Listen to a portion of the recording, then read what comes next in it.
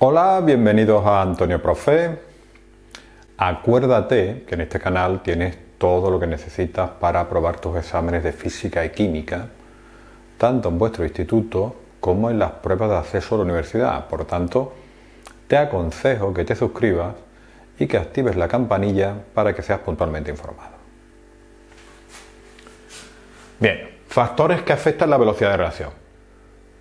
Si tuviéramos que decidir qué pregunta de este tema es la más importante, sería esta. Es la que más cae en los exámenes con diferencia. ¿De acuerdo? Luego es una pregunta que tenéis que entenderla bien. Bueno, el primer factor que afecta a la velocidad de reacción es la concentración de los reactivos. Eso es evidente, ¿no? La concentración de los reactivos, si vemos la formulita, vemos que la velocidad de reacción es directamente proporcional a la concentración de los reactivos. Luego, simplemente viendo la formulita ya lo tengo, pero es fácil también de entender. Si yo tengo una concentración alta de reactivos, lo que hago es que tengo en el mismo volumen mayor cantidad de reactivos. Es como si tenemos una habitación y metemos a 10 personas. Si metemos a 50, en esa misma habitación tenemos 50 personas, muchísimas más que 10. Luego, si se están moviendo, la probabilidad de que haya choques cuando hay 50 es mucho mayor que la probabilidad que haya choques cuando hay 10. Pues eso es lo que pasa con los reactivos. Si tengo mayor concentración, mayor cantidad de reactivos en el mismo volumen, como para que haya reacción química tienen que chocar, si tengo mayor cantidad de reactivos, habrá mayor cantidad de choque y por consiguiente aumentará la velocidad de reacción. ¿Vale? Bien, pues ya hemos visto el primer punto. Naturaleza, estado físico y grado de división de los reactivos. Esto es otra cosa también muy lógica. Fijaros. Naturaleza. ¿Reacciona igual el flúor que el helio? Pues no. El helio es un gas noble y por consiguiente no reacciona con nadie. Y el flúor es uno de los elementos más reactivos de la tabla periódica.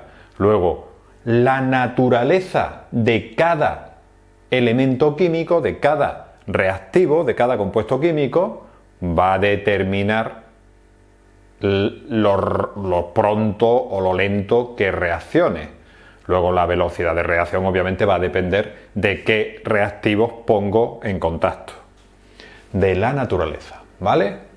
Aquí hay, por ejemplo, aquí te dice, vamos a ir señalando la naturaleza química.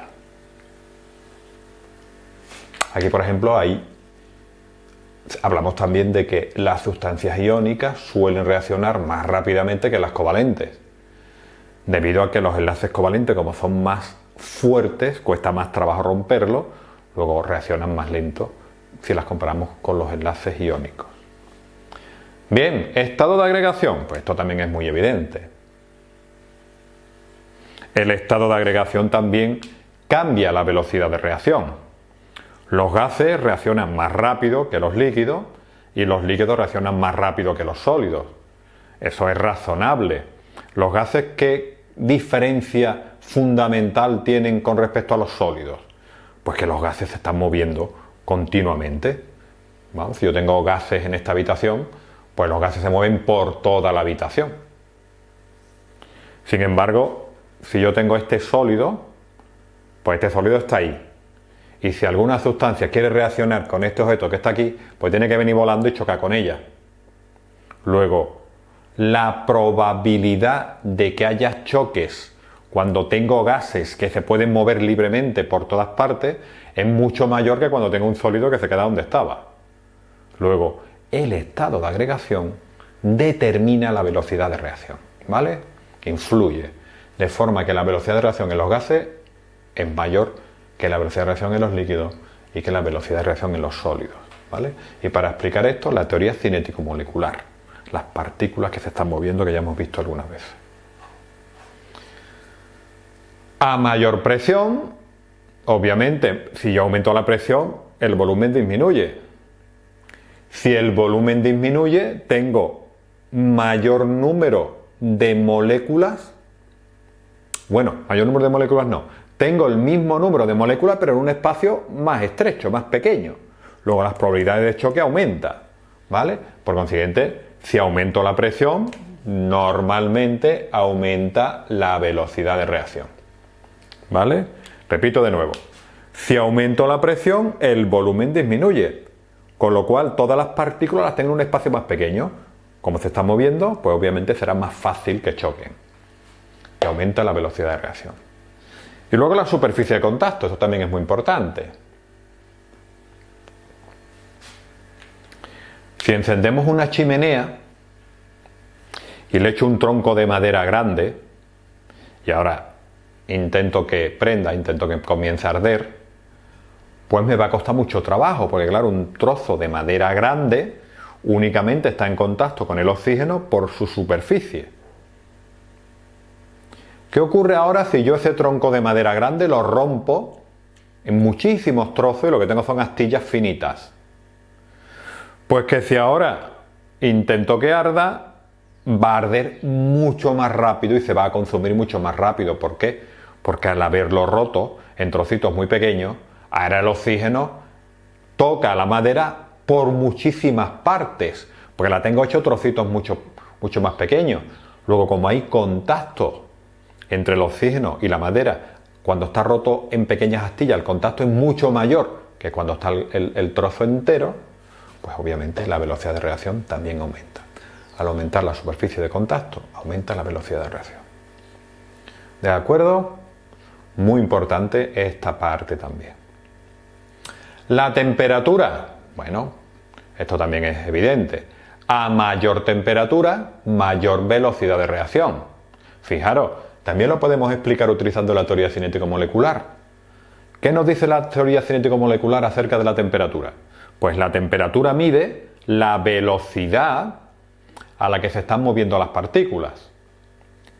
Cuando aumento la velocidad, las partículas se mueven, cuando aumento la temperatura, las partículas se mueven más rápido. Y al moverse más rápido, habrá más choques, porque se están moviendo más choques. Si hay más choques, aumenta la velocidad de reacción. ¿Vale? Aquí he puesto un par de ejemplos. ¿Por qué metemos los alimentos en una nevera para que me duren más? Pues si lo meto en la nevera, ¿qué ocurre? Que la temperatura a la que mantengo el alimento es mucho más pequeña.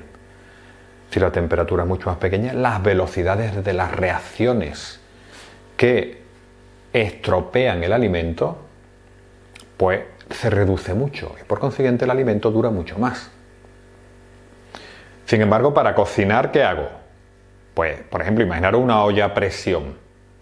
¿Por qué en una olla a presión se hace más rápido el alimento, se hace más rápido la comida? Pues porque en una olla a presión la temperatura que se alcanza es mayor. A mayor temperatura, las reacciones que tienen lugar hasta que la comida esté terminada, pues tienen lugar a mayor velocidad y se hace la comida antes. También tenemos la ecuación de Arrhenius de 1889. Esta ecuación yo no se la suelo preguntar nunca a mis alumnos, pero bueno, aquí la tenéis, ¿vale? Con la ecuación de Arrhenius ya es que podemos calcular cuánto aumenta la velocidad de reacción. Fijaros, en la ecuación de Arrhenius está la energía de activación y la temperatura, ¿vale? Y este se llama factor de frecuencia. Luego, yo dándole valores, podéis hacer la prueba y dándole valores, le doy 100 grados y le doy 200 grados, me invento los datos y veo como la constante me sale mayor. Como la constante está aquí, multiplicando a todo lo demás, a mayor constante, mayor velocidad de reacción. ¿De acuerdo? Y bueno, A ya hemos dicho que es el factor de frecuencia que mide el número de colisiones, E sub A es la energía de activación y R es la constante de los gases y T obviamente es la temperatura. Insisto, yo esta ecuación no se la suelo preguntar a mis alumnos, pero bueno, ahí la tenéis por si acaso, ¿vale? Presencia de catalizadores. Obviamente, la presencia de catalizadores aumenta la velocidad de reacción. De hecho, eso es lo que hace un catalizador. Un catalizador lo utilizo para que la reacción que estoy llevando a cabo ocurra más rápido. Luego, un catalizador es una sustancia que aumenta la velocidad de reacción sin consumirse durante el proceso. O sea, el catalizador, lo hecho, tiene lugar la reacción y el catalizador sigue ahí, no se consume. ¿De acuerdo? Existen dos tipos de catálisis, la catálisis heterogénea y la catálisis homogénea y la catálisis heterogénea. En la catálisis homogénea, reactivos, productos y catalizadores están en la misma fase, por ejemplo, todos en estado líquido. Y en la catálisis heterogénea, las sustancias están en distintos estados. Por ejemplo, reactivo y producto en estado líquido y catalizador en estado sólido. ¿De acuerdo? ¿Qué hace realmente un catalizador? Pues un catalizador lo que hace es cambiar el mecanismo de reacción. La reacción transcurre por otro camino distinto, pero por ese camino la reacción va más rápido, ¿vale? Dice, al final es lograr que la reacción tenga lugar por un camino distinto con una menor energía de activación. Y si tiene una menor energía de activación, la reacción ocurre más rápido. Aquí lo hemos puesto por un ejemplo. En verde tenemos la reacción sin catalizador y en azul la reacción con catalizador. Sin catalizador tiene una energía de activación determinada, con catalizador la energía de activación es más pequeña. Al ser más pequeña la energía de activación, pues obviamente la reacción transcurre más rápido, porque a los reactivos le cuesta menos trabajo llegar aquí que aquí. ¿De acuerdo? Es muy importante que sepáis que el catalizador disminuye la energía de activación. No cambia el incremento de entalpía de la reacción, ¿vale? Actúa tanto en el sentido directo como en el sentido inverso. Luego, el catalizador cataliza la reacción directa y la inversa, las dos, ¿vale? Y no cambia el rendimiento de la reacción. Voy a obtener la misma cantidad de productos, pero los voy a obtener más rápido, ¿vale? Con lo cual, no obtengo más producto que antes, obtengo el mismo, pero más rápido. Bien, y para terminar vamos a ver lo que se conoce como mecanismo de reacción. Mecanismo de reacción. Las reacciones químicas normalmente, yo tengo A más B para dar C más D, pues de A a B en una sola etapa es raro que se convierta en C y D. Normalmente A más B se convierten en algo que luego reacciona, se convierten en otra cosa que luego reaccionan y al final da C más D. Luego, lo que quiero deciros es que las reacciones químicas suelen transcurrir en más de una etapa, ¿vale? Más de una etapa. Y cada una de estas etapas se le conocen como, o se reconocen como proceso elemental. Y el conjunto de todos los procesos elementales es lo que se conoce como el mecanismo de reacción. ¿Vale? Ejemplo. Aquí tenemos una reacción química en la cual el NO reacciona con el cloro para dar NOCl. ¿Esto ocurre directamente? Pues no. Esta reacción transcurre en dos etapas. En una primera etapa el NO reacciona con el cloro para dar NOCl2 y en una segunda etapa el NO reacciona con el NOCl2 que se formó aquí para dar 2 de NOCl. Luego, estos reactivos no dan directamente esto, sino que en una primera etapa dan un compuesto intermedio y en la segunda etapa ya dan el resultado final, ¿vale? Entonces, repetimos lo que dijimos antes. Las reacciones químicas no ocurren de una sola etapa, suelen ocurrir en dos o más, ¿vale? Cada una de las etapas se llama proceso elemental. Luego, esto es un proceso elemental y este es otro proceso elemental. Y el conjunto de los procesos elementales, esta reacción junto con esta reacción, determinan lo que se conoce como el mecanismo de reacción. Conozco el camino seguido por la reacción para llegar de reactivos a productos, ¿vale? En los procesos elementales, ¿qué se suele cumplir? Pues en los procesos elementales, la ecuación de velocidad, los coeficientes, los exponentes, sí coinciden con los coeficientes estequiométricos, ¿vale? Esto es muy importante, ¿vale? Sí coinciden con los coeficientes estequiométricos. O sea, si yo pongo la ecuación de velocidad para esta etapa y para esta etapa, ¿vale? Vamos a hacerlo. Si yo pongo la ecuación de velocidad para la etapa 1, Pues voy a tener mi constante y ahora pondré la concentración de NO y lo elevaría a 1, no lo pongo porque a 1 no lo ponemos nunca, por la concentración de Cl2. Y aquí hay un 1, aquí hay un 1, aquí pondríamos un 1 y aquí pondríamos un 1. O sea, coincide, ¿vale? Coincide con su coeficiente estequiométrico. Y la de la etapa 2 igual, pondríamos la constante NO elevado a 1 y NoCl2 elevado a 1, ¿vale? En la reacción química general, en esta, ya no tiene por qué coincidir con el coeficiente estequiométrico. Son reversibles. Importante.